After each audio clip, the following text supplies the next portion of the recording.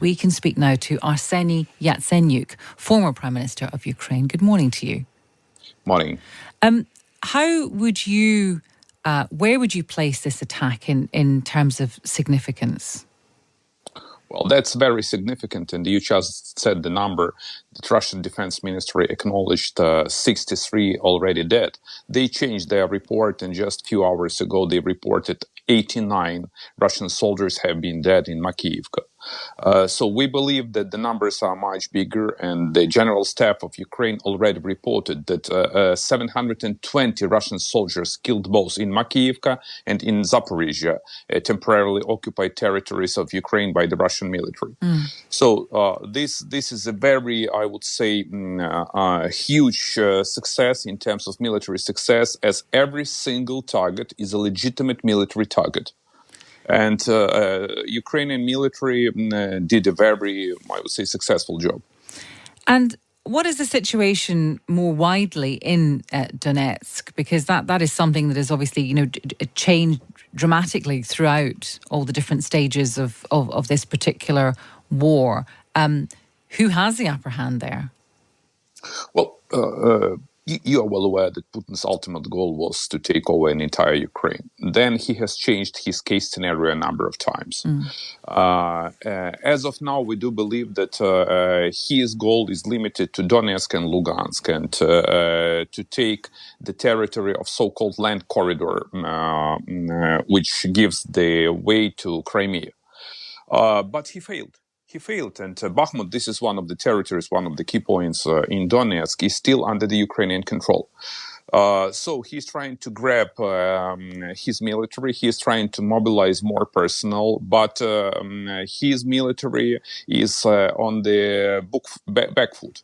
And on the other side, I mean, Kyiv has suffered quite a few drone attacks in recent days. It continues to be a very important target for the Russians.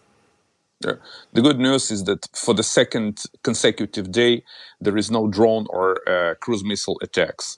Another good news is that Ukrainian military managed to strike down 100% of all the drones that Russia launched on the New Year Eve. It was around 80 drones, due to very sophisticated American and Norwegian-made systems and Soviet-style systems. So the thing is that we need to get more defense in order to defend the skies of Ukraine. And I do believe that Russians will definitely relaunch their attacks, as they are targeting both civilian infrastructure and energy infrastructure. Now, you talked about US defense systems, or including US defense systems. What is happening with the Patriot missiles? Well, an amazing news which actually turned the tide, and that's what Putin never expected, because this war criminal Putin, he expected that NATO will not be enlarged, but in the end the NATO is enlarged. He didn't expect that Patriots will be deployed neither in Poland nor in Romania, but in the end the Patriots will be deployed in Ukraine. So we expect that the Patriot will be stationed in Ukraine in February or March.